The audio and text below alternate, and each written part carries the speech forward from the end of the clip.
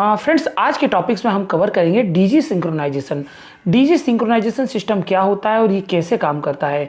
Definitely बहुत सी कंपनियों में आपने डीजी, जो नंबर ऑफ डीजी होते हैं, उनको सिंक्रोनाइजेशन सिस्टम में देखा होगा, लेकिन ये कैसे काम करते हैं, इसके पीछे की फिलॉसफी क्या है और एक्चुअली हम डीजी सिंक्रोनाइजेशन की हमको ज़रूरत क्यों पड़ी, इन सभी के बारे में हम सभी को जानना जरूरी होता है। तो आज के वीडियो हम इसी टॉपिक्स को कवर करेंगे और जानेंगे। दोस्तों, सबसे पहले मैं आपको बता दूं कि डीजी सिंक्रोनाइजेशन क्या होता है।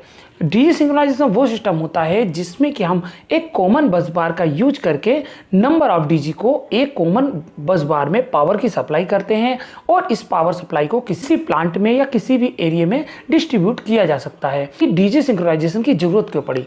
डीजी सिंक्रोनाइजेशन की मेन जरूरत इसलिए पड़ी क्योंकि किसी भी प्लांट का लोड 1500 केवीए है और ऐसी कंडीशन में अगर हमको प्लांट में डीजी को लगाना है तो हम डायरेक्ट 1500 केवीए का डीजी तो इंस्टॉल कर नहीं सकते।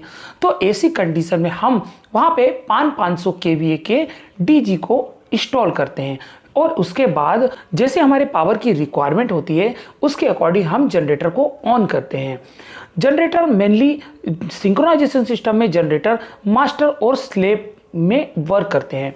सबसे पहले जैसे ही पावर शटडाउन होता है, इंटरप्शन में आता है, उस कंडीशन में फर्स्ट जनरेटर स्टार्ट हो जाता है जिसको हम कहते हैं मास्टर जनरेटर। और मास्टर जनरेटर स्टार्ट होने के बाद स्टार्ट होता है स्लेव जनरेटर। लेकिन मास्टर जनरेटर में लोड अगर हम 50% के ऊपर, हमारे रिक्वायरमेंट के ऊपर डिपेंड है, अगर मास्टर जनरेटर का लोड 50 to 70% के ऊपर अगर होता है तो उसके बाद ही सेकंड जनरेटर ऑन होता है। लेकिन अगर मास्टर जनरेटर हमारा ऑन हो गया और हमको सेकंड जनरेटर भी ऑन करना है तो ऐसी कंडीशन में हमको सिंक्रोनाइजेशन सिस्टम काम आता है। सिंक्रोनाइजेशन सिस्टम काम किस प्रकार से आता है, इसके लिए अगर हमको कॉमन बसबार, क्योंकि हमारी सारे जनरेटर एक कॉमन बसबार से जुड़े हुए हैं, तो दोस्तों यहाँ पे तीन चीज़ें हमको ध्यान रखना पड़ेगी। पहली की फेस एंगल, दूसरा फ्रीक्वेंसी और तीसरा वोल्टेज। ऐसी कंडीशन फुलफिल होने के बाद ही हम डीजी को सिंक्रोनाइज कर सकते हैं या डीजी की सप्लाई को हम बसबार में सप्लाई कर सकते हैं। इसके लिए डीजी में सिंक्रोनोस्कोप यूज किया जाता है। पहले के टाइम में हम सिंक्रोनोस्कोप का यूज़ करते थे जिससे हम इसका फेस एंगल को पता लगाते थे। सिंक्रोनोस्कोप में हम पहले डीजी की, जो मास्टर डीजी है, उसकी सप्लाई 2 फेस की और सेकंड जो इनकमिंग जो सेकंड स्लेव है उसकी सप्लाई इसके रोटर और स्टेटर में देते थे। अगर इसमें फेस डिफरेंस होगा, उसके अंदर लगा हुआ जो पिन पॉइंट होता है वो मूव करने लगता है। लेकिन अगर इन दोनों के फेस डिफरेंस नहीं होता है तो जीरो पे रहेगा, इसका एक पिन पॉइंट एक सेम कंडीशन पे रहेगा और जीरो फेस हो जाएगा। ऐसी कंडीशन दोनों के बीच में जो फेस एंगल होगा वो जीरो रहेगा। और इसके अलावा हम फ्रीक्वेंसी मीटर और वोल्टेज मीटर का यूज़ करते हैं और देखते हैं कि इसकी वोल्टेज सही सेम हुआ है कि नहीं। 440 वोल्टेज अगर हमारा सेम है, इसका मतलब है ±5 वोल्ट चलता है। अगर 440 वोल्ट अगर सेम सप्लाई हो गई है और फ्रीक्वेंसी हमारी जो स्टैंडर्ड फ्रीक्वेंसी 50 हर्ट्ज से जो हमारे देश में यूज़ की जाती, अगर वो सेम हो गई है तो इसके बाद हम सप्लाई को डायरेक्ट ही स्विच करा देते हैं और बस बार में दे देते हैं। लेकिन अगर इसका फेज डिफरेंस हो जाए, अगर इसके बीच में फेज डिफरेंस हो जाए तो क्या हम इसकी सप्लाई को कॉमन बस बार में दे पाएंगे?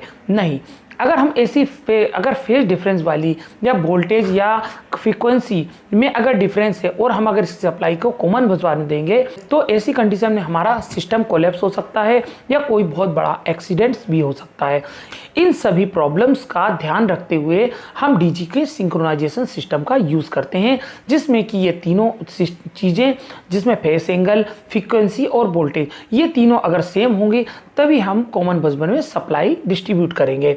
तो ये तो हो गया कि हमने किस प्रकार से सिंक्रोनस सिस्टम का यूज़ किया या सिंक्रोनाइजेशन जनरेटर का सिंक्रोनाइज किया। आजकल के टाइम में कंप्यूटराइज सिस्टम का यूज़ करते हैं, पीएलसी सिस्टम यूज़ किया जाता है, जिससे कि जो कि सिस्टम को मॉनिटर करता है। खास तौर से जनरेटर की ये जो तीनों पैरामीटर्स हैं उनकी फ्रीक्वेंसी, वोल्टेज और फेस एंगल को मॉनिटर करता है, उसके बाद ही एसीबी को ऑन करता है। तो ये जो सिस्टम है, अगर मान के चलो अगर हमारा हमारा स्लेव है उसकी वोल्टेज डाउन है तो उसकी वोल्टेज को बढ़ाएगा, बढ़ाने के लिए कमांड देगा। अगर फ्रीक्वेंसी डाउन हो तो फ्रीक्वेंसी को उसके लेवल पे लाएगा, या फेस एंगल है उसको मैच करेगा, उसके बाद ही एसीबी को ऑन करेगा। तो ये जो सिस्टम होता है ये आजकल के टाइम में काफ़ी इजी हो गया है और इस टाइप के सिस्टम का आजकल यूज़ किया जाने लगा है। तो दोस्तों आज की वीडियो में आपने समझ लिया होगा कि डीजी जनरेटर का सिंक्रोनाइजेशन किस प्रकार से किया जाता है, और अगले वीडियो में हम इसकी वायरिंग को बताएंगे कि जनरेटर और इनके बीच में वायरिंग किस प्रकार से की जाती है। आई होप मेरा वीडियो आपके लिए नॉलेजेबल रहा होगा। ऐसे ही नॉलेजेबल वीडियो पाने के लिए चैनल को सब्सक्राइब और वीडियो को लाइक कीजिए। फिर मिलते हैं एक नए टॉपिक्स के साथ।